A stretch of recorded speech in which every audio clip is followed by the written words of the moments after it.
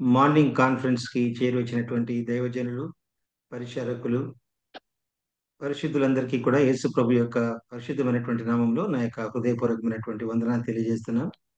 దేవుడు గతించిన దినాలన్నింటిలో మనల్ని కాపాడి ఈ యొక్క జూలై మాసంలో చిట్ట చివరి దినాలకు మనం వచ్చాం. 4593వ దినమున అనుదిన వాక్య ధ్యానాల కొరకు ప్రభు మనల్ని నడిపించినందుకు దేవుని యొక్క నామానికి మహిమ కలుగును గాక. ఈ యొక్క ఉదయకాల సమయపు ఈ యొక్క మార్నింగ్ కాన్ఫరెన్స్ ని మనం ప్రార్థనతో ప్రారంభించుకుందాం. పెద్దలు దేవదాన మంకులు గారు ప్రార్థన చేసి ఈ యొక్క కార్యక్రమాన్ని ప్రారంభిస్తారు. వందనాలు అంకుల్. అందరికీ వందనాలన్నా. ప్రార్థన చేసుకో. పరిశుద్ధుడైన ప్రేమగల మా ప్రభువా, మీ పవిత్రమైన ఘనమైన నామమునకు వందనాలు, స్తుతులు, స్తోత్రాలు చెల్లిస్తున్నాను ఆయన. మీ కృపను బట్టి, మీ దయను బట్టి ఉదయమున మీ కృపతో మమ్మల్ని తృప్తిపరచడానికి గాను అనుదిన వాక్య ధ్యానంలో ధ్యానించుటకు గాను 4593 రోజుకు మమ్మల్ని నడిపించిన విధానాన్ని బట్టి వందనాలు నాయన. ఈ దినమున ప్రభా మీ దాసులు ప్రభా తండ్రి రూఫస్ గారు నడిపించడానికి ఏర్పాటు చేశారు. మీకు స్తోత్రాలు. అలాగే వాక్యము అందించడానికి గాను మీ దాసులు ఈ ప్రభాకర్ రావణ్ గారిని ఉంచినందున మీకు స్తోత్రాలు. మీరు మా పట్ల చూపుతున్న ప్రభా ప్రేమకై వందనాలు చెల్లిస్తూ దినదినము ఇలాగూ ఒక వేదిక మీదకి మమ్మల్ని అందరినీ పలు ప్రదేశాల నుండి నడిపిస్తూ మమ్మల్ని ఆశీర్వదిస్తూ బలపరుస్తూ హెచ్చరిస్తున్న విధానాన్ని బట్టి వందనాలు. హెచ్చరించబడిన మేరకు మేము ఈ అంత్య దినముల్లో మీ కొరకై బ్రతుకుటకు సహాయం దయచేయమని చూపమని మా ప్రభువును మా రక్షకుడైన యేసుక్రీస్తు పరిశుద్ధ నామమున స్తోత్రం చెల్లించి వేడుకొని ప్రార్థన చేస్తున్నాము తండ్రి. ఆమేన్. ఆమేన్. వందనాలు అంకుల్. వందనాలు. ఈ సమయంలో మనం ఒక పాట పాడుకుందాం. ఈ దినానికై నిర్ణయించబడినటువంటి గాయకులు శీలం ప్రవీణ్ గారు, బ్రదర్ శీలం ప్రవీణ్ గారు ఒక పాట పాడి మనకు వినిపిస్తారు. ఓవర్ టు శీలం ప్రవీణ్ కుమార్. పేరు వచ్చిన పరిశుద్ధులందరికీ ప్రభు అయిన యేసుక్రీస్తు నామములో వందనాలు తెలియజేస్తున్నాను. ఒక పాట పాడుకొని దేవుని నామమును స్తుతిద్దాం. ఒక్క క్షణమైన నన్ను వీడినా నేనేమౌదును తెలియదేసయ్యా. ఒక్క క్షణమైన నన్ను వీడినా నేనేమౌదును తెలియదేసయ్యా. ప్రభువా నీ తోడు నీ నీడలోనే నేనిల బ్రతుకుచున్నానయ్యా. ప్రభువా నీ తోడు నీ నీడలోనే నేనిల బ్రతుకుచున్నానయ్యా. నేనిల బ్రతుకుచున్నానయ్యా. ఒక్క క్షణమైన నన్ను వీడినా నేనేమోదును తెలియదేసయ్యా. బ్రదర్ వందనాలు బ్రదర్ ప్రవీణ్ కుమార్ గారు. నిజమే, ఒక్క క్షణాన్ని మనం ప్రభువుని వదిలిపెడితే మన యొక్క జీవితాలు ఏ విధంగా ఉంటాయో ఊహించడానికి కూడా మనకి ఆ, ఆలోచన కూడా రాదు. కానీ ప్రభు అయితే మనల్ని ఆ విధంగా విడిచిపెడతానని చెప్పలేదు. నిన్ను విడువను, నిన్ను ఎడబాయను అని చెప్పిన దేవుడు. చక్కటి పాట పాడినటువంటి ప్రవీణ్ కుమార్ శీలం గారికి మార్నింగ్ కాన్ఫరెన్స్ తరపున హృదయపూర్వకమైనటువంటి వందనాలు తెలియజేస్తున్నాం. మనం ఒక ప్రాముఖ్యమైనటువంటి అంశానికి వచ్చాం. మన మధ్యలో పెద్దలు, దైవ సేవకులు మార్కాపురం నుంచి ఆ ప్రభాకర్ రావు గారు మన మధ్యలో ఉన్నారు.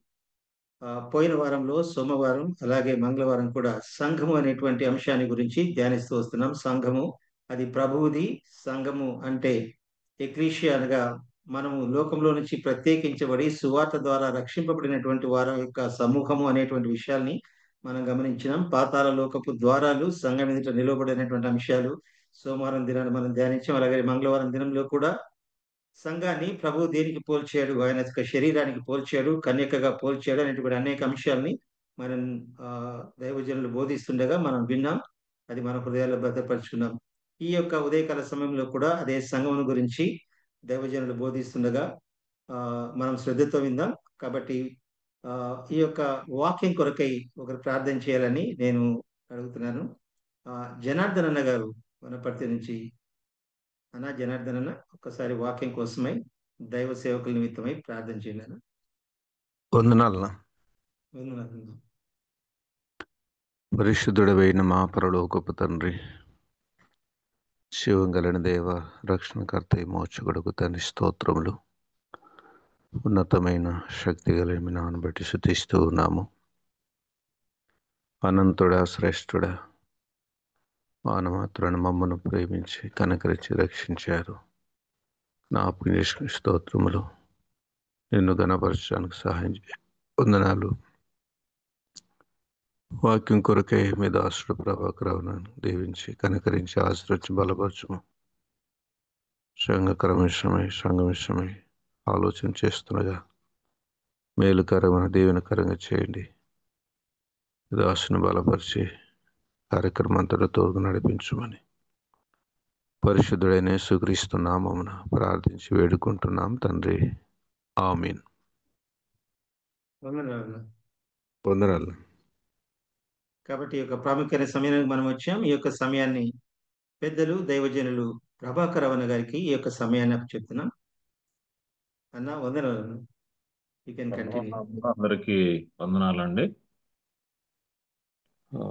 దేవుని మహాకృప చేత మరొక శ్రేష్టమైన దినంలో మనందరము ప్రభు సన్నిధిలో ఆయన వాక్య ధ్యానం ఉండడానికి ప్రభు సహాయం చేశారు. అందుని బట్టి ప్రభువుకు స్తోత్రం చెల్లిస్తా ఉన్నాం. పోయిన వారము మనము 2 తరగతుల్లో సంఘాన్ని గురించిన సంగతులు ఆలోచన చేశాము. మొదటి తరగతిలో సంఘాన్ని గురించిన ఉపోద్ఘాతాన్ని మనం విన్నాం. సంఘము అంటే ఏంటి, సంఘము ఎవరిది అనే సంగతులు మనం విన్నాము. 2వ తరగతిలో సంఘానికి మనము అర్థం చేసుకోవడానికి, సంఘం యొక్క ఔన్నత్య ప్రభావాలు మనం అర్థం చేసుకోవడానికి కొన్ని మనకు అందుబాటులో ఉన్న సంగతుల్లో నుండి కొన్ని పోలికలు ప్రభు గ్రంథంలో వ్రాయించిన వాటిని మనం జ్ఞాపకం చేసుకున్నాము. అందులో మరొక పోలిక కూడా జ్ఞాపకం చేసుకుంటే మంచిది. అది ఎఫెసీ పత్రిక 6వ అధ్యాయంలో సంఘము పోలికల్లో మరొక మాట 10వ వచనం నుంచి మనం గమనిస్తున్నప్పుడు, సర్వాంగ కవచము ధరించుకొనిన సైనికుడుగా సంఘాన్ని పౌలు గారు మన ముందుంచారు. సర్వాంగ కవచాన్ని ధరించుకున్న సైనికుడిగా పౌలు గారు సంఘాన్ని మన ముందుంచారు. కాబట్టి 7వ పోలిక సైనికుడు అని కూడా మనం జ్ఞాపకం పెట్టుకుందాం. సంఘము ఒక సైనికుని వలె లోకములో అపవాది తంత్రాలను ఎదిరిస్తూ ప్రభువు పక్షంగా ఆయన కొరకు, ఆయన నామ మహిమ కొరకు పోరాడవలసిందిగా సంఘం మనకు కనబడుతుంది. సైనికుడు ఎలాగో యుద్ధ సన్నద్ధుడై ఎల్లప్పుడూ సిద్ధపడి తనకు అప్పగించిన పనిని నెరవేరుస్తాడో, సంఘం కూడా ఓ సైనికుని వలె అపవాది తంత్రాలను ఎదిరిస్తూ భూలోకంలో ఆయన మహిమ కొరకు సంఘము పనిచేయవలసిందిగా మనకు ఎఫెసీ పత్రిక 6వ అధ్యాయము 10వ వచనం నుంచి మనము గమనించగలం. ఆ పోలికను కూడా మనసులో ఉంచుకుందాము. ఈ దినము మరొక సంగతిని మనం జ్ఞాపకం చేసుకుందాం. అదేంటంటే సంఘము, దాని నిర్మాణం, సంఘము నిర్మాణము అనే సంగతిని మనము గమనిద్దాం. దానికి సహాయకరంగా అపోస్తలుడైన పౌలు గారు ఎఫెసీయులకు రాసిన పత్రిక మొదటి అధ్యాయము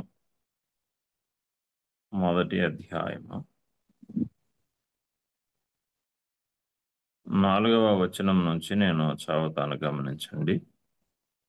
4వ వచనం నుంచి, ఎట్లనగా తన ప్రియుని యందు తాను ఉచితముగా మనకు అనుగ్రహించిన తన కృపా మహిమకు కీర్తి కలుగునట్లు తన చిత్త ప్రకారమైన దయా సంకల్పము చొప్పున యేసు క్రీస్తు ద్వారా తనకు కుమారులనుగా స్వీకరించుటకై మనలను ముందుగా తన కోసము నిర్ణయించుకొని మనము తన ఎదుట పరిశుద్ధులమును నిర్దోషులమునై ఉండవలెను అని జగత్తి పునాది వేయబడకమునపై ప్రేమ చేత ఆయన క్రీస్తులో మనలను ఏర్పరచుకును.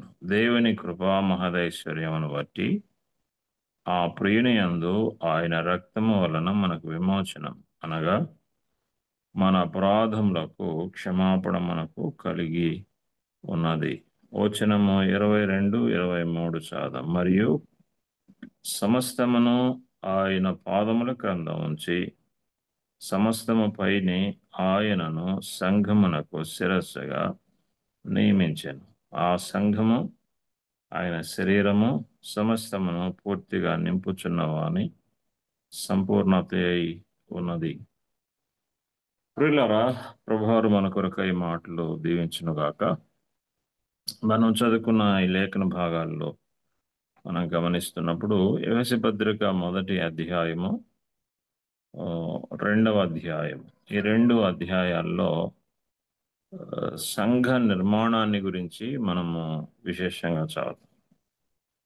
సంఘ నిర్మాణము ఎలా జరిగింది అనే సంగతిని మనం గమనిస్తాం. మనకు సంఘము అనేది మొదటి తరగతిలో మనం విన్నట్టుగా అది వస్తు సంబంధమైన కట్టడం కాదు. సంఘము వస్తు సంబంధమైన కట్టడం కాదు, ఇటుకలతో రాళ్లతో కట్టింది కాదు అని మనము జ్ఞాపకంలో ఉంచుకున్నాం. అందుకనే ఈ వచన భాగాలు మనం చదువుతున్నప్పుడు ఆయన మనతో, మనుషులతో మాట్లాడుతున్నాడు. 6వ వచనంలో 4 నుంచి 6 వచనాల మధ్య భాగంలో ఏం చదువుతున్నామంటే, యేసు క్రీస్తు ద్వారా తనకు కుమారులనుగా స్వీకరించుటకై మనలను ముందుగా తన కోసము నిర్ణయించుకొని మనము తన ఎదుట పరిశుద్ధులమును నిర్దోషులమునై ఉండవలెను అని జగత్తు పునాది వేయబడకమునుపై ఆ ప్రేమ చేత ఆయన క్రీస్తులో మనలను ఏర్పరచుకోండి. ఇందులో మనం గుర్తుపెట్టుకోవాల్సిన మాటలో కుమారులు, మనము అనే మాట మనం చూస్తున్నాం. కుమారులు, మనము, పరిశుద్ధులము, నిర్దోషులము అనే ఈ పదాలు ఏం చెప్తున్నాయనంటే మనుషులను గురించి మాట్లాడుతున్నాడు అని మనం చూస్తున్నాం. మనుషులను గురించి మాట్లాడుతున్నాడు. కట్టడాల గురించి ఆయన మాట్లాడలేదు, మనుషుల గురించి మాట్లాడుతున్నాడు. ఎందుకనంటే నేటి కాలంలో మనము సంఘము అనే భావనకు వచ్చేసరికి మన ఎదుట ఒక బిల్డింగే కనబడుతూ ఉంటుంది ఎల్లప్పుడూ. లోకం అలా భావిస్తోంది, ప్రభు పిల్లలు అలా భావించకూడదు అనేది ప్రభు యొక్క ఉద్దేశం. అది మనుషులతో కూడింది అని మనము మరోసారి జ్ఞాపకంలో ఉంచుకుందాం. ఈ నిర్మాణములో తండ్రి దేవుని పాత్ర, కుమారుడైన ప్రభు అయిన యేసుక్రీస్తు పాత్ర, పరిశుద్ధాత్మ పాత్ర ఎలా ఉందో మనము ఈ ఉదయకాలం గమనిద్దాం. సంఘ నిర్మాణంలో తండ్రి దేవుని పాత్ర ఏంటి, ప్రభు అయిన యేసుక్రీస్తు పాత్ర ఏంటి, పరిశుద్ధాత్మ దేవుని పాత్ర ఏమిటి అన్నది మనం గమనిద్దాం. ఈ మాటలు ఎందుకు మనం గమనించాలి అనంటే, సంఘము నిర్మాణంలో మానవుల పాత్ర లేదు అని తెలుసుకోవడానికి. సంఘ నిర్మాణంలో మానవుల పాత్ర లేదు. ఈ మాట చాలా స్పష్టంగా మనం జ్ఞాపకం పెట్టుకోవాలి. ఎందుకనంటే మనము లోకంలో నేడున్న పరిస్థితులు మనం చూస్తున్నప్పుడు ఆ, సంఘ నిర్మాణంలో మనుషుల పాత్ర ఉన్నట్టుగా మనం చూస్తూ ఉంటాం. మనుషుల పాత్ర ఉన్నట్టుగా మనం మాట్లాడుకుంటూ ఉంటాం. మేమే ఇక్కడ ప్రారంభికులం అనే మాట వింటూ ఉంటాం. ఇది మా తల్లిదండ్రులు, మా బంధువులు ఇక్కడ పునాది వేశారు అనే మాటలు వింటూ ఉంటాం. కాబట్టి ఆ మాటలన్నీ ఆ, అనాలోచితంగా మాట్లాడే మాటలు. వాస్తవమైన మాటలు ఏంటి అని అంటే, సంఘ నిర్మాణంలో మానవుల పాత్ర లేదు. సంఘము దాని నిర్మాణంలో పరలోకములో ఉన్న తండ్రి యొక్క దేవుని పాత్ర ఉంది, ప్రభు అయిన యేసుక్రీస్తు వారి పాత్ర ఉంది, పరిశుద్ధాత్మ పాత్ర ఉంది. వారి ద్వారా మాత్రమే సంఘము ఏర్పాటు చేయబడింది అని మనం జ్ఞాపకం పెట్టుకుందాం. దాని కొరకు ఆయన ప్రణాళికలు ఏంటి మనం చూద్దాం. సంఘ నిర్మాణం కొరకై దేవుని ప్రణాళిక. ఎందుకంటే సంఘాన్ని గురించిన సంగతి మనం అర్థం చేసుకోవడానికి 9వ వచనంలో ఒక పదాన్ని వాడాడు చూడండి. 9వ వచనంలో ఆయన వాడిన పదం ఏంటంటే, తన చిత్తమును గూర్చిన మర్మము మనకు తెలియచేసి అన్నాడు. తన చిత్తమును గూర్చిన మర్మము మనకు తెలియచేసి. సంఘము దాని నిర్మాణము అనేది ఒక మర్మము, దానిని మనకు తెలియజేశాడు. రెండవసారి కూడా మనం ఆ పదాన్ని పౌలు గారు ప్రయోగించారు చూడండి. ఎఫెసీ పత్రిక 5వ అధ్యాయం, ఎఫెసీ పత్రిక 5వ అధ్యాయము 32వ వచనం. ఈ మర్మము గొప్పది, అయితే నేను క్రీస్తును గూర్చియు సంఘమును గూర్చియు చెప్పుచూ ఉన్నాను అన్నాడు. ఈ మర్మము అనేది మనకు భార్యాభర్తలను గురించి చెప్పబడిన మర్మంగా మనకు కనబడుతుంది. కానీ అయితే పౌలు గారి హృదయంలో ఉన్న మర్మము సంఘము అని జ్ఞాపకం పెట్టుకుందాం. అందుకే ఆయన ఆ వివరణ ఇచ్చాడు. ఈ మర్మము గొప్పది. మనకు 22వ వచనం నుంచి స్త్రీలారా పురుషులారా అని పౌలు గారు మాట్లాడుతూ చివరిగా ఈ మర్మము గొప్పది అన్నాడు. ఎవరిని గురించి చెప్తున్నాడు ఈ మర్మము అని అంటే, ఆయన అన్నాడు, నా మనసులో అయితే భార్యాభర్తలు లేరు, స్త్రీ పురుషులు లేరు, నేను క్రీస్తును గూర్చి సంఘమును గూర్చి చెప్పుచూ ఉన్నాను అన్నాడు. సంఘము అనేది దేవుని మర్మము అని జ్ఞాపకం పెట్టుకుందాం. సంఘము దేవుని మర్మం. ఈ మర్మాన్ని మనము దేవుని ఆత్మ ద్వారా మనము అర్థం చేసుకుంటే లోకంలో దేవుని మహిమ కొరకు మనము జీవించవచ్చు. మరొకసారి మనం చదువుతాం చూడండి. కొరింథీయులకు రాసిన మొదటి పత్రిక, అపోస్తలుడైన పౌలు గారు కొరింథీయులకు రాసిన మొదటి పత్రిక 2వ అధ్యాయము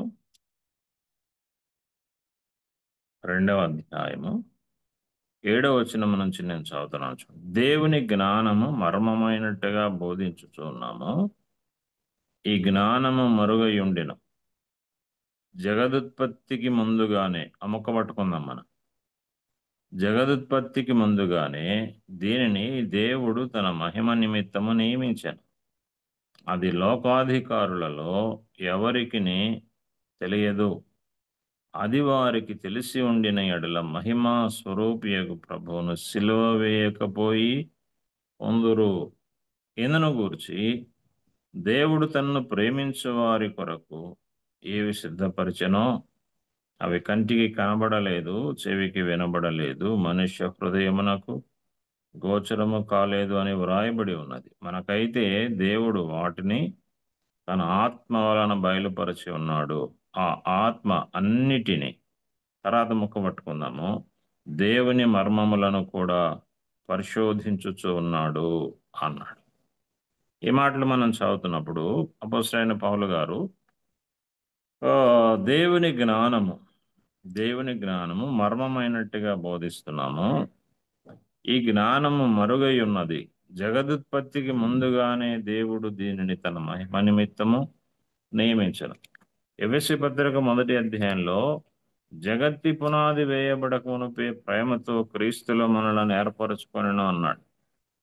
అంటే జగత్తుకి పునాదికి ముందే దేవుని మనసులో ఉన్న ఆ మర్మం ఏమిటి అనంటే అది లోకాధికారులు ఎవరికి బయలుపరచలేదు. ఒకవేళ బయలుపరిచి ఉంటే ప్రభువును సిలువ వేయక ముందురు అన్నాడు.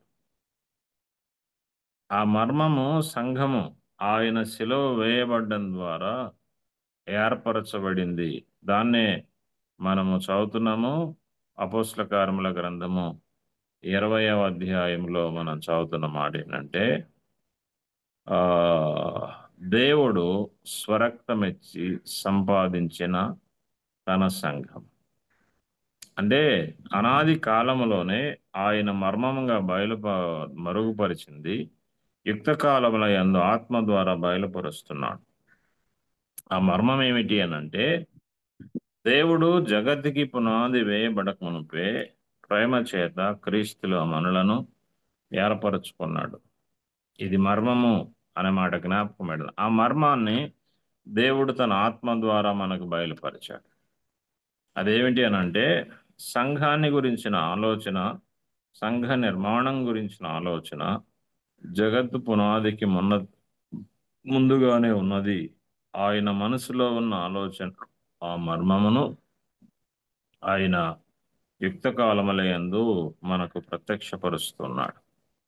కాబట్టి ప్రభువు సంఘాన్ని గురించిన నిర్మాణము అనేది అది జగత్తు పునాది వేయబడక మునుపే జరిగింది.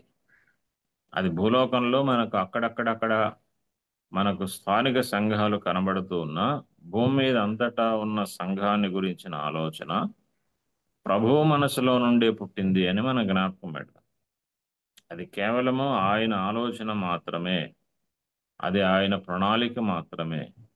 ఇందులో మనుషుల ప్రమేయము లేదు అన్నది మన ప్రధానమైన అంశం. మనుషుల ప్రమేయము లేదు అని మనం మనసులో పెట్టుకుంటే సమస్త మహిమను దేవునికే చెల్లిస్తాం. అది మనుషుల ప్రమేయం ఉన్నది అని మనం ఆలోచన చేస్తే ఆ మహిమను మనము దొంగిలించే ప్రయత్నం చేస్తాం. ఆ మహిమను మనము దొంగిలించకుండా ఉండాలి అనంటే అది క్రీస్తునందు ఏర్పరచబడి యుక్త కాలముల యందు ప్రత్యక్షపరచబడింది అని మనము మనసులో ఉంచుకుందాం. కాబట్టి సంఘ నిర్మాణము సంపూర్ణంగా అది పరలోకములో ఉన్న దేవుని ఆలోచనే అని మనము మనసులో పెడతాం. సంపూర్ణంగా అది దేవుని ఆలోచనే, అది ఏ మనుష్యుని ఆలోచన కాదు. అందుకని మనం ఈ భాగంలో మనం వరుసగా చదివే మాట ఏంటంటే మనము మనము మనము అనే మాట చదువుతూ ఉంటాం. అంటే మనము రెండవ మాట మనం గుర్తుపెట్టాల్సిందంటే క్రీస్తులో, ఆ యేసు క్రీస్తు ద్వారా, క్రీస్తు నందు అనే పదాలు కూడా మనకు మొదటి అధ్యాయంలో ఎక్కువ కనపడుతూ ఉంటాయి. మొదటి 2 అధ్యాయాలు, ఎఫెసీ పత్రిక 1-2 అధ్యాయాలు మనం చదువుతున్నప్పుడు యేసు క్రీస్తు ద్వారా, క్రీస్తులో, యేసునందు అనే మాటలు మనకు ఎక్కువ కనబడుతుంటాయి.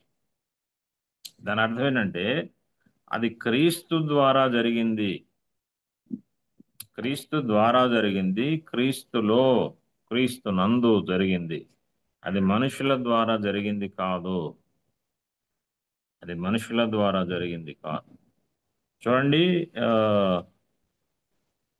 పౌలు గారు తెస్సలోనికే ప్రాంతంలో ఉన్న సంఘానికి ఆయన ఉత్తరం రాసినప్పుడు కూడా ఆయన రాస్తాడు. తెస్సలోనికే సంఘానికి పౌలు గారు రాసిన మొదటి పత్రిక 1వ అధ్యాయము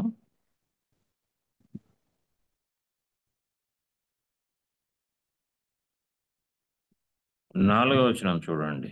ఏలయనగా దేవుని వలన ప్రేమింపబడిన సహోదరులారా, మీరు ఏర్పరచబడిన సంగతి అన్నాడు. దేవుని వలన ప్రేమింపబడిన సహోదరులారా, మీరు ఏర్పరచబడిన సంగతి. తెస్సలోనికే ప్రాంతంలో సంఘము ఏర్పరచబడింది. ఎలాగూ అనంటే దేవుని వలన ప్రేమింపబడి అనే మాట చదువుతున్నాం. దేవుని వలన ప్రేమింపబడి అంటూ ఆయన అన్నాడు. అనగా మా సువార్త మాటతో మాత్రము కాక శక్తితోనూ పరిశుద్ధాత్మతోనూ సంపూర్ణ నిశ్చయతోనూ మీ యొద్దకు వచ్చి ఉన్న సంగతి మాకు తెలియను. ఈ మాట మనం చదువుతున్నప్పుడు సువార్త మీ యొద్దకు వచ్చింది. ఆ సువార్త శక్తితోనూ పరిశుద్ధాత్మతోనూ మీ మధ్య వివరించబడింది. సువార్త ద్వారా, పరిశుద్ధాత్మ శక్తి ద్వారా. సువార్త అనంటే మనం ఎరుగుదము మన ప్రభు అయిన యేసుక్రీస్తు కలువరి శిలువలో లేఖనముల ప్రకారము క్రీస్తు మన పాపముల నిమిత్తము మృతి పొందెను, సమాధి చేయబడెను, లేఖనముల ప్రకారము తిరిగి 3వ దినమున లేపబడి. ఈ సువార్త మనకు బయలుపరచబడ్డప్పుడు, లేక ఈ మాటలు మనకు వినబడ్డప్పుడు అందులో దేవుని శక్తి ఉన్నది, పరిశుద్ధాత్మ శక్తి ఉన్నది. తద్వారా మీరు రక్షించబడ్డారు, తద్వారా మీరు ఏర్పరచబడ్డారు. ఈ మాట చదువుతున్నప్పుడు సంఘము ఏర్పరచబడాలంటే సువార్త చాలా ప్రాముఖ్యమైనది. సువార్త ద్వారా కాకుండా సంఘము ఏర్పరచబడ్డము అసాధ్యము. సువార్త లేకుండా అంటే అర్థం ఏంటంటే క్రీస్తు యొక్క శిలువ లేకుండా సంఘము ఏర్పాటు చేయబడదు అని మన జ్ఞాపకం. ఎందుకనంటే పౌలు గారు ఇప్పుడు ఎఫెసీ పత్రికలో మాట అంటున్నాడు. ఎఫెసీ పత్రికలో ఆయన ఏమంటున్నాడంటే మొదటి అధ్యాయము 7వ వచనం, దేవుని కృపా మహదైశ్వరమును బట్టి ఆ ప్రియుని యందు ఆయన రక్తము వలన మనకు విమోచనము అనగా మన అపరాధములకు క్షమాపణ మనకు కలిగి ఉన్నది అన్నాడు. అంటే సంఘము ఏర్పాటు చేయబడటంలో విమోచన, క్షమాపణ, ఆయన రక్తము ఇవి చాలా ప్రాముఖ్యమైనవి. యేసుక్రీస్తు రక్తము లేకుండా విమోచన లేదు, పాపక్షమాపణ లేదు. అంటే సంఘము అనేది విమోచించబడిన సమూహం అని జ్ఞాపకం పెడదాం. సంఘము విమోచించబడిన సమూహం ఎలా జరిగింది అని అంటే అక్కడ మనం చదువుతున్నాము దేవుని కృపా మహదైశ్వరం బట్టి. మనం ముందుగా జ్ఞాపకం చేసుకున్నాం సంఘము అనే దానిలో దేవుని యొక్క ఆలోచన ఉన్నది, ఆయన పాత్ర ఉన్నది. రెండవ మాట మనం చదువుతున్నాము ఆ ప్రియుని యందు ఆయన రక్తము వలన అన్నాడు. రక్తము చిందించిన వారెవరు అనంటే ప్రభు అయిన యేసుక్రీస్తు. రక్తము చిందించిన వారెవరు అంటే ప్రభు అయిన యేసుక్రీస్తు. అంటే తండ్రి దేవుని కృప ఉన్నది, ప్రభు అయిన యేసుక్రీస్తు వారి విమోచన కార్యం ఉన్నది. 3వ మాట చూడండి, 3వ మాట 13వ వచనం, ఎఫెసీ పత్రిక 1వ అధ్యాయము 13వ వచనం, మీరును సత్యవాక్యమును అనగా మీ రక్షణ సువార్తను విని క్రీస్తునందు విశ్వాసముంచి వాగ్దానము చేయబడిన ఆత్మచేత ముద్రింపబడితిరి. దేవుని మహిమకు కీర్తి కలుగుటకై ఆయన సంపాదించుకొనిన ప్రజలకు విమోచనము కలుగు నిమిత్తము ఈ ఆత్మ మనకు సంచకరువుగా, మన స్వాస్థ్యమునకు సంచకరువుగా ఉన్నాడు అన్నాడు. ఈ భాగంలో సంఘము యొక్క విమోచనలో, సంఘము యొక్క ఏర్పాటులో పరిశుద్ధాత్మ చేత ముద్రింపబడితిరి అన్నాడు. సువార్త విని క్రీస్తునందు విశ్వాసముంచి వాగ్దానము చేయబడిన ఆత్మ చేత ముద్రింపబడితిరి అన్నాడు. దేవుని ఆత్మ ముద్ర సంఘానికి ఉన్నది. దేవుని ఆత్మ ముద్ర, ఆత్మ ద్వారా ముద్రించబడితిరి. ముద్రించబడ్డం అంటే ఇక్కడ సీలు వేయబడ్డం అని అర్థం. అధికారాన్ని జ్ఞాపకం చేసేది. మనకు ఎలక్ట్రిసిటీ బోర్డు వారు మన ఇళ్ల దగ్గర మీటర్ బోర్డు బిగించినప్పుడు దానికి సీల్ వేస్తారు. ఆ సీల్ విప్పడానికి ఎవ్వరికి అధికారం లేదు. పోస్టల్ డిపార్ట్మెంట్ వాళ్ళు పార్సిల్ చేసినప్పుడు దాని మీద ముద్ర సీల్ వేస్తారు. అది పోస్టల్ డిపార్ట్మెంట్ వాళ్ళు మాత్రమే దాన్ని ఓపెన్ చేయాలి, ఎందుకంటే అది వారికి సంబంధించింది. ఇక్కడ అదే మనం చదువుతున్నాం. ఆత్మచేత ముద్రింపబడితిరి అంటే అర్థం ఏంటంటే సంఘము దేవుని ఆత్మ సీల్ కలిగింది, దేవుని ఆత్మ చేత భద్రపరచబడింది అని అర్థం. ఆ ఆత్మ మనకు భద్రతను అనుగ్రహించేవాడు. 14వ వచనంలో ఆ ఆత్మ మనకు సంచకరువుగా అనుగ్రహించబడ్డాడు అని మనం చదువుతున్నాం. ఇదే పత్రికలో మరొకసారి కూడా ఈ మాట మనం చదువుతాం. చూడండి, ఎఫెసీ పత్రిక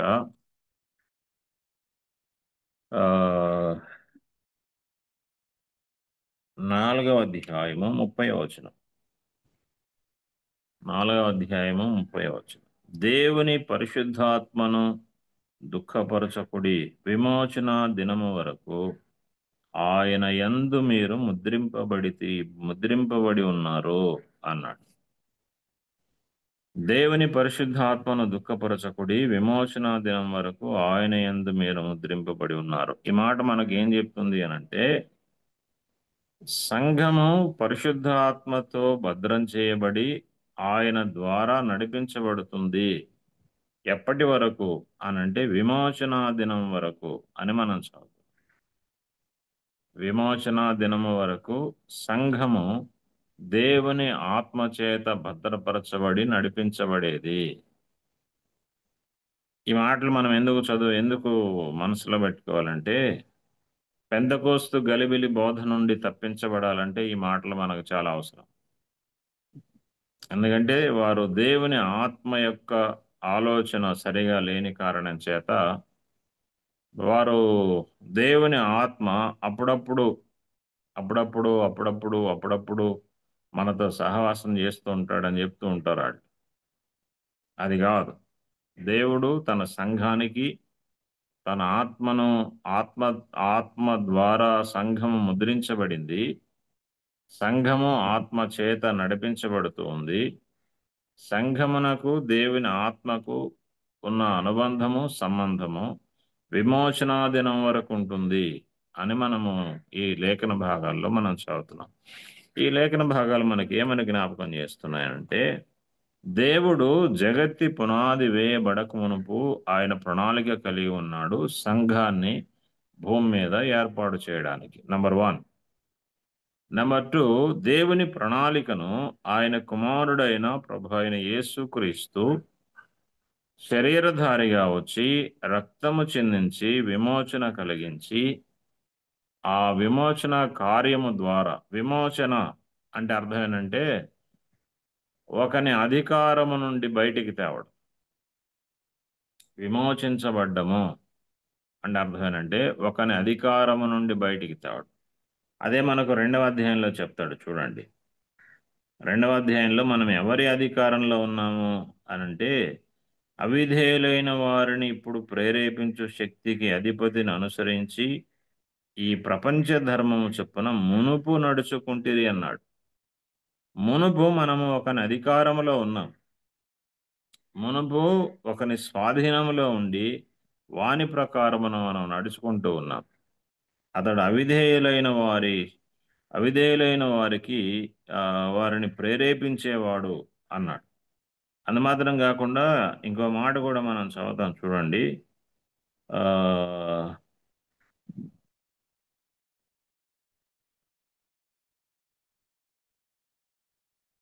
3వ వచనంలో దేవుని ఉగ్రత కింద ఉన్నామన్నాడు. దేవుని ఉగ్రత కింద ఉన్నాము. దేవుని ఉగ్రత కింద ఉన్న వారిని, పాపముల చేత అపరాధముల చేత చచ్చిన వారిని, అవిధేయులైన వారిని ప్రేరేపించే శక్తికి అధిపతిని అనుసరించి నడుచుకునే వారిని క్రీస్తు యేసు ద్వారా విమోచించాడు. క్రీస్తు యేసు ద్వారా రక్షణను కలుగచేశాడు. పాప క్షమాపణను, అపరాధములకు క్షమాపణను, విమోచనను కలుగచేశాడు అని ఈ భాగంలో చూస్తున్నాం. అంటే ఒకని అధికారము నుండి మనకు విడుదల దొరికింది. ఆ విడుదల పొందిన వారిని దేవుడు తన ఆత్మ ద్వారా ముద్రించాడు. ఆ విడుదల పొందిన వారిని వీరు నావారు అని ఆయన ముద్ర వేశాడు, సీల్ వేశాడు. విమోచనా దినం వరకు సంఘము క్రీస్తుదే, అది లోకంలో ఎవ్వరికి చెందింది కాదు. ఇది ఎందుకు మనము జ్ఞాపకం చేసుకోవాలి అనంటే, సంఘాన్ని గురించి మనకు సరైన అవగాహన లేకపోతే, సంఘము ఎంత బలమైనది, ఎంత శక్తివంతమైంది, ఎంత భద్రమైన స్థితిలో ఉన్నది మనం అర్థం చేసుకోకపోతే చాలాసార్లు విశ్వాసమందు బలహీనపడే అవకాశం ఉన్నది. విశ్వాసమందు మనం బలహీనపడడానికి మనకు మిక్కిలి విస్తారమైన అవకాశం ఉంది. అందుకని మనం విశ్వాసమందు బలహీనపడకుండా ఉండాలంటే సంఘ నిర్మాణం అనేది అది సంపూర్ణంగా దేవుని చిత్తము. అందుకని ఈ లేఖన భాగంలో మొదటి అధ్యాయంలో మనం పదే పదే ఈ మాట మనం చదువుతున్నాం. ఆ మాట నేను మీ దృష్టిలో ఉంచాలని ఇష్టపడుతున్నాను. 6వ వచనం మధ్యలో ఒక మాట చదువుదాం చూడండి. తన చిత్త ప్రకారమైన దయా సంకల్పము చొప్పున, తన చిత్త ప్రకారమైన దయా సంకల్పము చొప్పున. తిరిగి 8వ వచనంలో ఆయన తన దయా సంకల్పము చొప్పున తన చిత్తమును గూర్చిన మర్మము మనకు తెలియజేశాడు. వచనం 10, ఈ సంకల్పమును బట్టి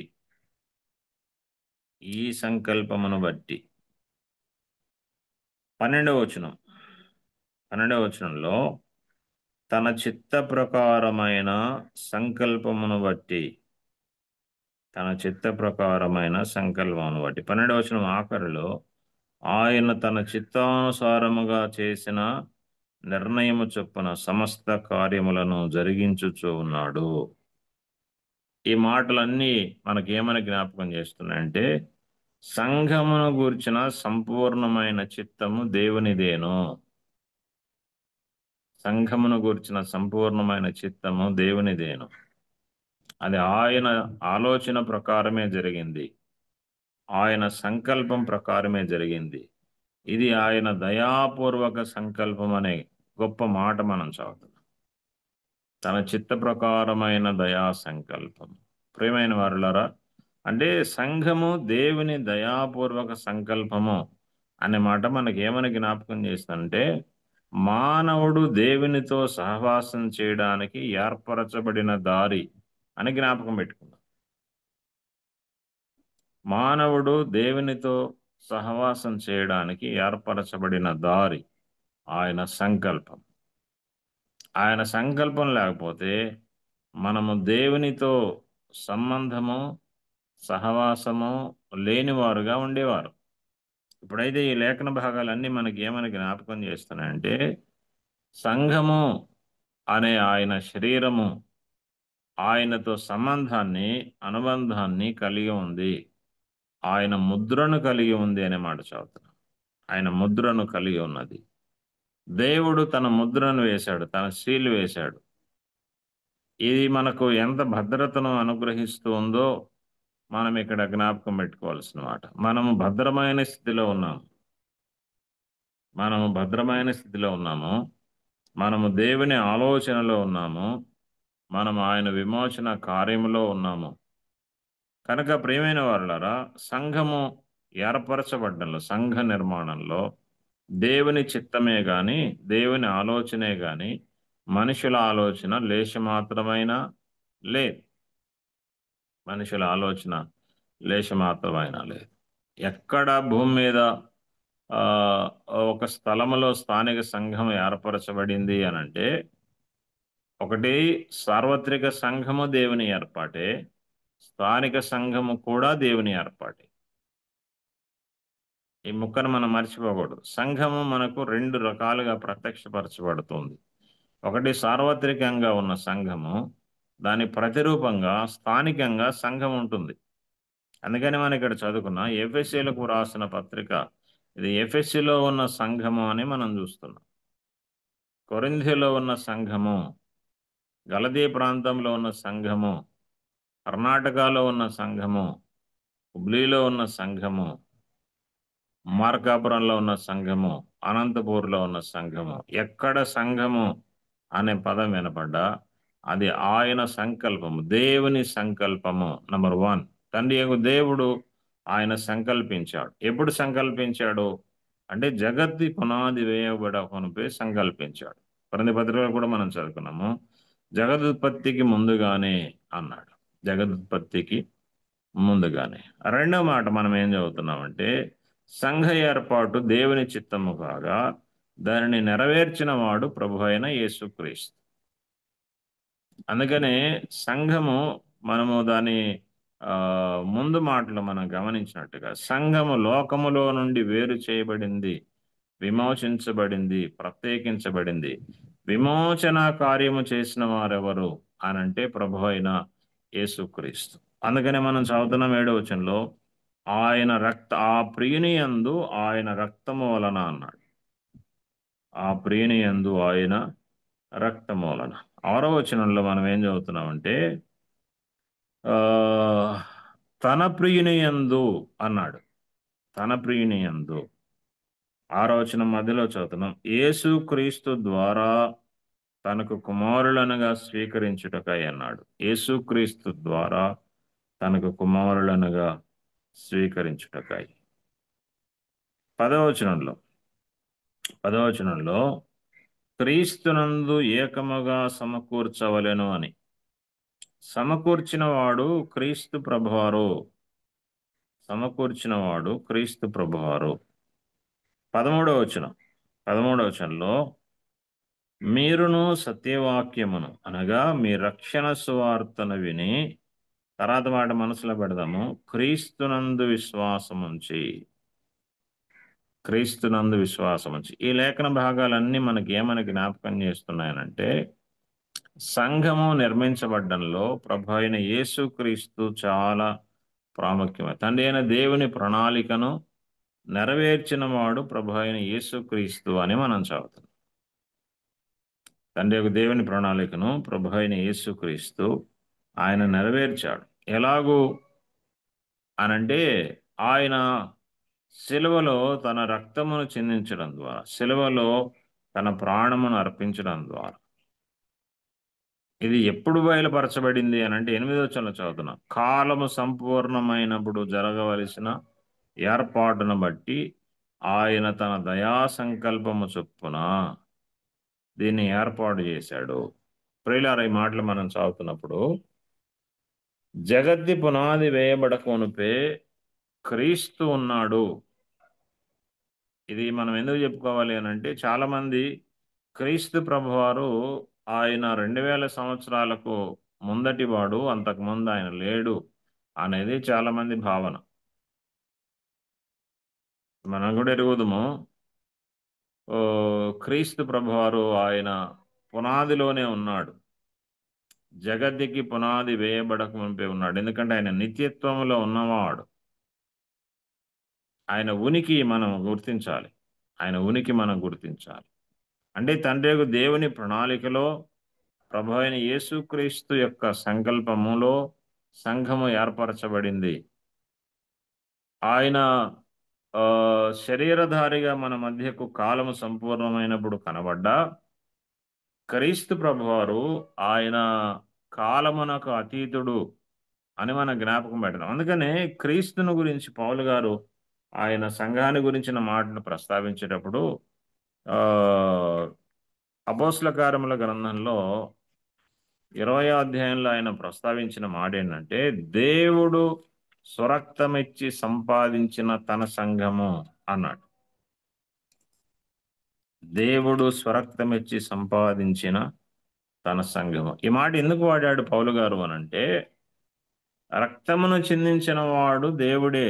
క్రీస్తు ఎవరు అనంటే ఆయన మానవుడు కాదు, మానవుడిగా వచ్చిన దేవుడు. అది ఆయన దైవత్వాన్ని నిరూపించే సంగతి. క్రీస్తు దైవత్వానికి నిరూపణ ఏంటి? ఆయన మానవుడు కాదు, దేవుడే అని నిరూపించడానికి మనకు బలమైన వచనం ఏంటి అనంటే ఇదే. మన సంఘ నిర్మాణంలో దేవుడు స్వరక్తమిచ్చి సంపాదించిన తన సంఘం అన్నాడు. ఇక్కడేమో 7వ వచనంలో ఆ ప్రియుని యందు ఆయన రక్తం వల్ల మనకి విమోచనం అన్నాడు. క్రీస్తు రక్తము విమోచన కార్యాన్ని గురించి మనకు పరిశుద్ధ గ్రంథంలో చాలా మాటలు మనకు కనబడతాయి. చాలా మాటలు మనకు, బోల్డని మాటలు మనకు కనబడతాయి. ఇది ఎఫెసీ పత్రికలో మరలా చదువుతాను చూడండి. ఎఫెసీ పత్రిక 2:13 వచనం. 2:13 వచనంలో, అయినను మునుపు దూరస్తులైన మీరు ఇప్పుడు క్రీస్తు యేసునందు క్రీస్తు రక్తము వలన సమీపస్తులై ఉన్నారు అన్నాడు. క్రీస్తు రక్తము వలన అనే మాట జ్ఞాపకం పెట్టాం. అంటే అర్థమేనంటే ప్రభు అయిన యేసుక్రీస్తు మానవధారిగా ఆయన భూలోకంలోనికి వచ్చాడు. అయితే ఆయన మానవుడు మాత్రం కాదు, ఆయనే విమోచకుడు, ఆయనే రక్షకుడు, ఆయన దేవుడు అనే మాట మనం జ్ఞాపకం పెట్టాలి. ఆయన దైవత్వాన్ని గురించిన విశేషత ఇది ఒక ప్రత్యేకమైన సబ్జెక్ట్. క్రిస్టాలజీలో క్రీస్తు దైవత్వము అది ఒక పెద్ద పెద్ద సబ్జెక్టు, ప్రత్యేకమైంది. దీన్ని మనం ఎందుకు స్టడీ చేయాలి? కారణం ఏంటి అని అంటే, లోకంలో ఈనాడు చాలా మంది దుర్బోధకులు బయలుదేరి యేసుక్రీస్తు దైవత్వాన్ని తప్పించేవారుగా ఉన్నారు. లోకంలో ఇప్పుడు గొప్ప వాదన ఏంటి అని అంటే, క్రీస్తు దేవుడు కాదని, క్రీస్తు కల్పిత పాత్ర అనేవారు కూడా చాలా మంది తయారయ్యారు ఇటీవల కాలంలో.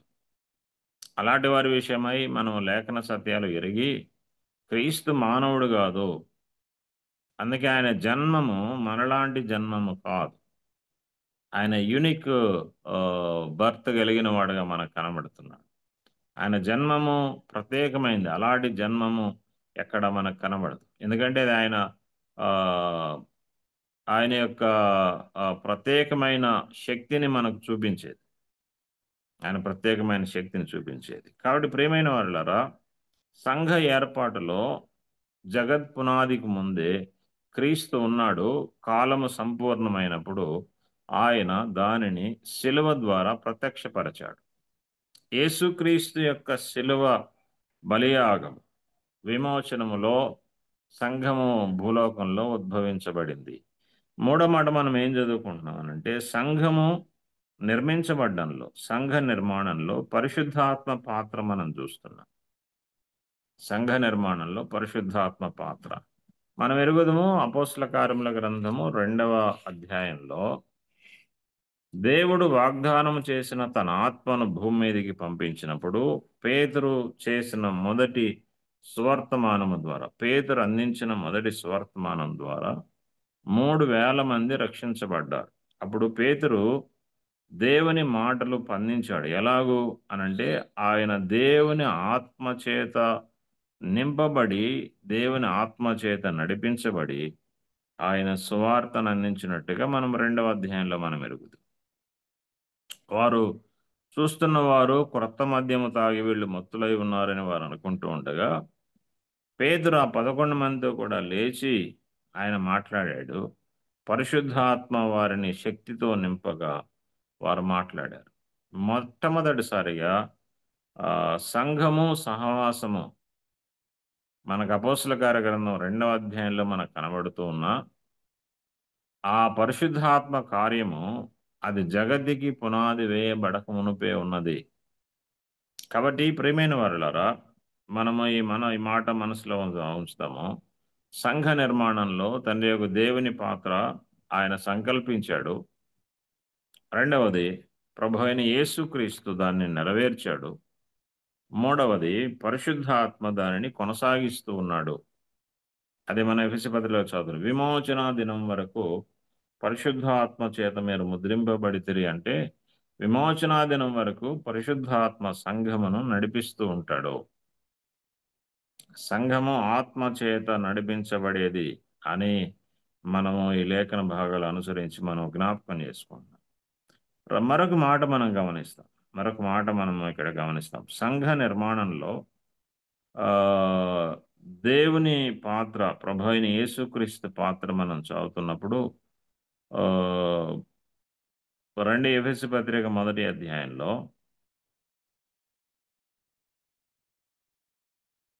20వ వచనం నుంచి మనం చదువుతున్నప్పుడు, ఆయన బలాతిశయము చేత క్రీస్తును మృతులలో నుండి లేపి సమస్తమైన ఆధిపత్యము కంటేను, అధికారము కంటేను, శక్తి కంటేను, ప్రభుత్వము కంటేను, ఈ యుగమునందు మాత్రమే గాక రాబో యుగమునందును పేరు పొందిన ప్రతి నామము కంటే ఎంతో హెచ్చుగా పరలోకమందు ఆయనను తన కుడిపార్శ్వమున కూర్చుండబెట్టుకొని ఉన్నాడు.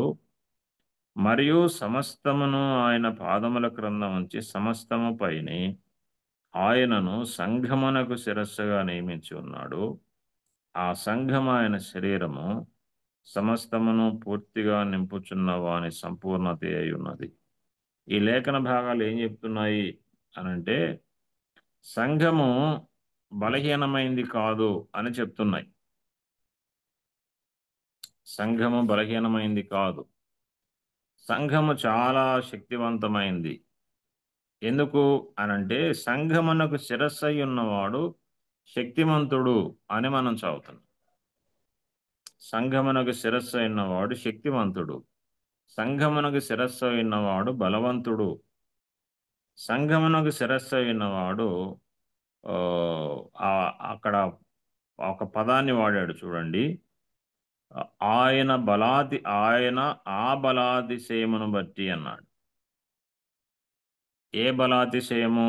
19వ వచనం, ఆయన క్రీస్తునందు వినియోగపరిచిన బలాతిశయమును బట్టి అన్నాడు. దేవుడు క్రీస్తునందు తన బలాన్ని ఆయన వినియోగించాడు.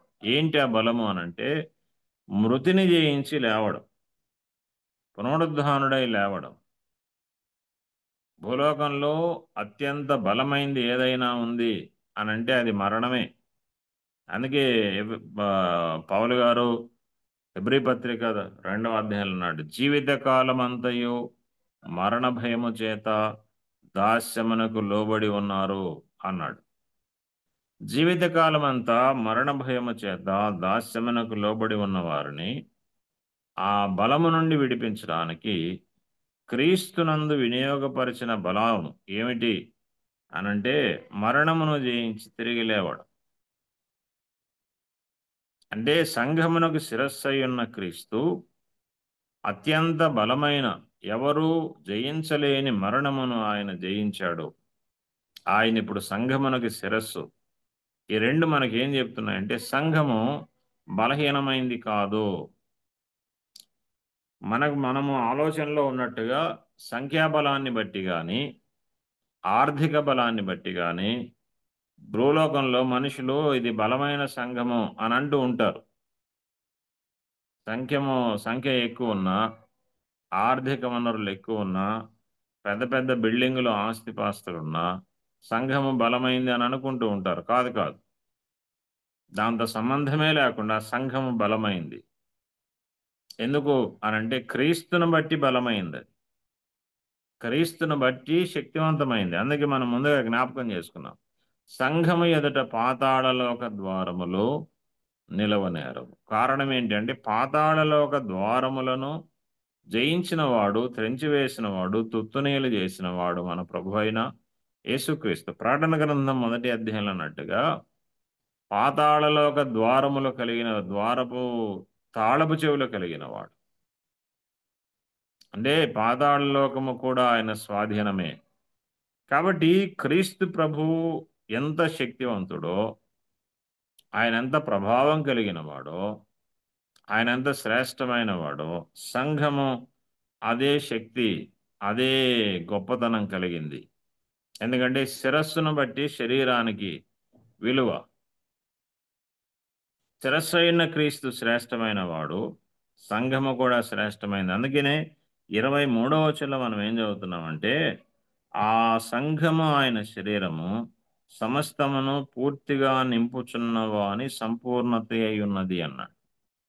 సంఘము సంపూర్ణమైనది, సంఘము సంపూర్ణమైనది. సంఘం ఎప్పుడు అసంపూర్ణమైనది కాదు. ఎందుకు? కారణం ఏంటంటే మన ప్రభువు సంపూర్ణమైన వాడు, మన ప్రభువు సంపూర్ణమైన వాడు. ఆయనలో లోపము లేదు. యాకోబు పత్రికలు అన్నాడు, ఆయనలో ఏ చంచలత్వమును గమనాగమనం వల్ల కలుగు ఏ ఛాయ లేదు. ఆయన సంపూర్ణుడు కాబట్టి సంఘము సంపూర్ణమైనది. ఉదయకాల వేళ ప్రియమైన వారులారా, సంఘములో, సంఘ నిర్మాణంలో తండ్రి యొక్క దేవుని యొక్క ఆలోచన ప్రణాళిక, ప్రభు అయిన యేసుక్రీస్తు నెరవేర్పు, పరిశుద్ధాత్మ ముద్ర నడిపింపును మనం గమనిస్తున్నాం. ఈ సంగతులు మన హృదయాల్లో జ్ఞాపకం ఉంచుకొని ఇందులో మానవ ప్రమేయం లేదు అని, మనుషులుగా మనం అందులో భాగమే కానీ అందుకు కర్తలము కాదు అని జ్ఞాపకం పెట్టుకుందాం. సంఘములో మనం భాగమే గాని సంఘమునకు కర్తలం కాదు.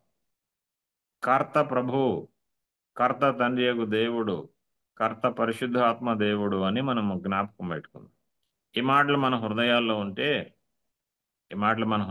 ఉంటే మనము విధేయులమై ప్రభువా లోకములో ఉన్న మమ్మను, అపవాది స్వాధీనంలో ఉన్న మమ్మను మీరు విడిపించి మీ సంకల్పము చొప్పున మమ్మను మీవారుగా చేసుకున్నారు అనే విధేయతతో మనం సాగుతాం. లేకపోతే ఈ ఆలోచన మనకు లేకపోతే నేనే దీనికి మూలము, మా ద్వారానే ప్రారంభమైంది, మేమే కొనసాగిస్తాము, మా కుటుంబమే ఇక్కడ ముఖ్యమైనదని ఆలోచన ఉంటాం. మనం కాదు ముఖ్యమైన వారము, ముఖ్యమైన వాడు శిరస్సు మన ప్రభు అయిన యేసుక్రీస్తు. ఆయన శిరసత్వానికి, ఆయన నాయకత్వానికి మనము సంపూర్ణంగా లోబడవలసిన వారమైన దీని గురించిన వివరణ మరికొంత మనము రేపటి పాఠంలో కూడా జ్ఞాపకం చేస్తున్నాం. కొత్త నిబంధనలోనే దీని ప్రత్యక్షత ఉందా? పాత నిబంధనలో సంఘాన్ని గురించిన ఆలోచన ప్రత్యక్షత మనకి ఏమి లేదా అంటే ఉంది.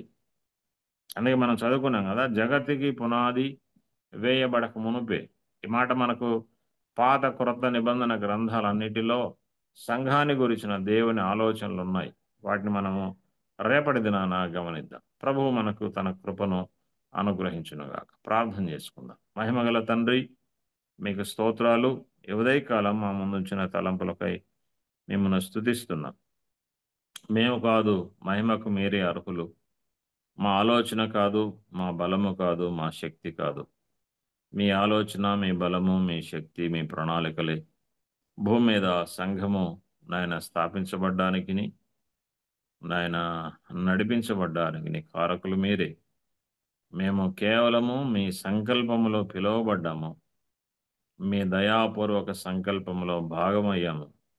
మీకు స్తోత్రములు చెల్లిస్తున్నా. మీ శిరసత్వానికి, మీ నాయకత్వానికి, మీ చిత్తమునకు మేము ఎల్లప్పుడూ లోబడి జీవించినట్లు మీ కృపచేత మమ్మల్ని నింపండి. మేము కాదు, మీరే సమస్తమునకు కారకులన్న విధేయతతో కూడిన మనస్సు మాకందరికీ దయచేయమని మీ దయకి అప్పగించుకుంటూ యేసుక్రీస్తు ప్రభువు నామంలో స్తోత్రం చెల్లించి ప్రార్థించి వేడుచున్నాము తండ్రి. ఆమెన్. థ్యాంక్ యూ అండి. అందరికీ వందనాలు. ప్రియులారా, ఈ ఉదయకాల సమయంలో దైవజనులు ప్రభాకర్ రావు గారి ద్వారా మనకు సంఘం యొక్క నిర్మాణాన్ని గురించినటువంటి అంశాలు ఎంతో దేవుడు చాలా స్పష్టంగా మన యొక్క దృష్టికి తెచ్చినటువంటి వాటిని మనం ఒక్కసారి జ్ఞాపకం చేసుకుందాం. ఆ యొక్క సారాంశాన్ని అంతా చూచినప్పుడు సంఘం అనేది దేవుడు, తండ్రి అయినటువంటి దేవుడు జగదుత్పత్తి వేయబడక మునుపే దానిని సంకల్పించాడు. అలాగే తండ్రితో సమానంగా జగదుత్పత్తి మనకు మునుపు ఉన్నటువంటి యేసు ప్రభు వారు శరీరధారిగా ఈ లోకానికి వచ్చి శిలువలో ఆయన చిందించినటువంటి రక్తం ద్వారా, సువార్త ద్వారా మనల్ని విమోచించి సంఘంలో చేర్చినటువంటి విధానాన్ని, అలాగే పరిశుద్ధాత్మ దేవుడు మనల్ని విమోచన దినం వరకు కూడా ముద్రించాడు అనేటువంటి విషయాల్ని మనకి దైవదాసులు జ్ఞాపకం చేస్తూ వచ్చారు. అదే సమయంలో సంఘము ఎంత బలమైంది అనగా, క్రీస్తే సంఘానికి శిరస్సుగా ఉన్నాడు గనుక సంఘము ఎప్పుడు కూడా బలహీనం కాదు. అదే విధంగా సంఘం అంటే కట్టడాలు కాదు, అక్షరార్థమైన కట్టడాలు కాదు. అది ప్రత్యేకించబడినటువంటి, లోకంలో నుంచి ఏర్పరచబడినటువంటి, రక్షింపబడినటువంటి విశ్వాసుల గుంపు. కాబట్టి మానవుని ప్రమేయము ఎంత మాత్రము కూడా లేదు. ఇవి గ్రహించినప్పుడు మనము ఎంత వినయంగా, విధేయతగా సంఘంలో ఉంటామనే అంశాలని దైవదాసులు మనం జ్ఞాపకం చేస్తూ వచ్చారు.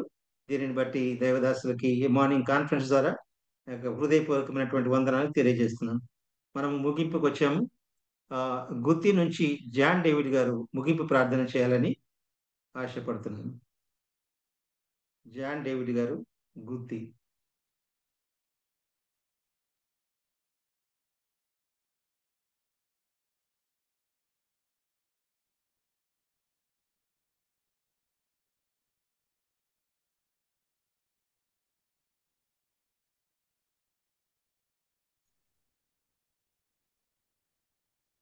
ఇంకో పేరు చెప్పండి.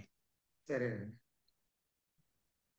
ఆశాపన్న ముగింపు ప్రార్థన చేస్తారు.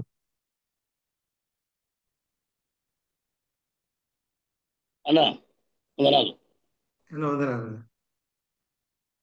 మమ్మను మిక్కిలిగా ప్రేమించిన మా పరలోకపు తండ్రి, నీకు వందనాలు స్తోత్రాలు చెల్లిస్తున్నాం. మా జీవితాల్లో మరొక దినాన్ని మీరు పొడిగించినారు, సజీవులుగా ఉంచినారు. సజీవులుగా వేకోజామునే నిన్ను స్తుతించడానికి, నిన్ను జ్ఞాపకం చేసుకోవడానికి, నీ శ్రేష్టమైన మాటలు వినటానికి మీరు మాకు ఇచ్చిన ధన్యకరమైన భాగ్యాన్ని బట్టి నీకు స్తోత్రాలు చెల్లిస్తున్నాం. ఈ లోకంలో గనులైన వారికి లేని ఈ భాగ్యాన్ని, అయోగ్యుల పాత్రను మాకు మీరు ఇచ్చినారు. రక్షణ భాగ్యం ఇచ్చారు, రక్షణ ఆనందం ఇచ్చారు, నిరీక్షణ ఇచ్చారు. నీకు స్తోత్రాలు చెల్లిస్తున్నాం. ఆయన ప్రత్యేకించి మీ దాసుల ద్వారా, ప్రభాకరం ద్వారా మీరు వినిపించిన శ్రేష్టమైన మాటలు, విలువైన మాటలు బట్టి నీకు స్తోత్రాలు. సంఘ నిర్మాణాన్ని గురించి మీరు వివరించిన విధానాన్ని బట్టి స్తోత్రాలు. మాకున్న ఆలోచనలన్నీ మీరు మార్చివేశారు. నాయన తండ్రి అయిన దేవుని యొక్క పాత్ర, కుమారుడైన యేసుక్రీస్తు వారి పాత్ర, పరిశుద్ధాత్మ పాత్ర, ఈ విధంగా ఆయన మరి సంఘం ఆయన ముద్రించినారు. మీకు స్తోత్రాలు చెల్లిస్తున్నాం. ఈ విధంగా ఈ మాటలు వినడానికి మీరు మాకు ఇచ్చిన భాగ్యానికి స్తోత్రాలు. వారిని గట్టిగా చేపట్టుకుని ప్రకారం అనుసరించడానికి కృపించమని వేడుకుంటున్నాం. ఈ దినమంతా మీ సన్నిధి, మీ కాపుదలు దాయిచ్చండి. వాక్యమంది మీ దాసులు మరి ఎక్కువ బలమైన సాధనంగా వాడమని ఆయన మరి కనికరించమని, పాటలు పాడిన వారినేమి ఆయన మరి ప్రార్థించిన వారినేమి నడిపిస్తున్న మీద ఆశీర్వసనం బట్టి అందరిని బట్టి వందనం చెల్లిస్తూ కృప చూపించమని, ముందుకు సాగుతున్న కృప అనుగ్రహించమని యేసు క్రీస్తు వారి శ్రేష్టం అడిగి వేడుకుంటున్నాము స్వామి. ఆమేన్. ఆమేన్. ప్రియులారా, ఈ ఉదయకాల సమయంలో 4593వ ఉదయకాల ధ్యానంలో ఆ, ప్రారంభ ప్రార్థన చేసినటువంటి దేవదానం అంకుల్ గారికి, అదేవిధంగా పాట పాడినటువంటి శీలం ప్రవీణ్ కుమార్ గారికి, వాక్యం కొరకే ప్రార్థించినటువంటి జనార్దన కొరకు, అలాగే ఆ, ముగింపు ప్రార్థన చేసినటువంటి ఆశాపనకి హృదయపూర్వకమైన వందనాలు. ప్రత్యేకమైనటువంటి సందేశాన్ని, సంఘం యొక్క నిర్మాణాన్ని గురించిన అవగాహన, స్పష్టత ఇచ్చినటువంటి దైవజనుడు పెద్దలు ప్రభాకర్ రవణ గారికి హృదయపూర్వకమైన వందనాలు మార్నింగ్ కాన్ఫరెన్స్ తరఫున తెలియజేస్తున్నాను. ఈ ఉదయకాల సమయంలో ఈ యొక్క మార్నింగ్ కాన్ఫరెన్స్ ని నడిపించడానికి నాకు ఇచ్చిన అవకాశాన్ని బట్టి ప్రభుని స్తుతిస్తూ బర్నబాస్ అన్న గారికి ప్రత్యేకమైన వందనాలు తెలియజేస్తూ ఈ యొక్క సమయాన్ని బర్నబాస్ అన్న గారికి అప్పగిస్తున్నాను.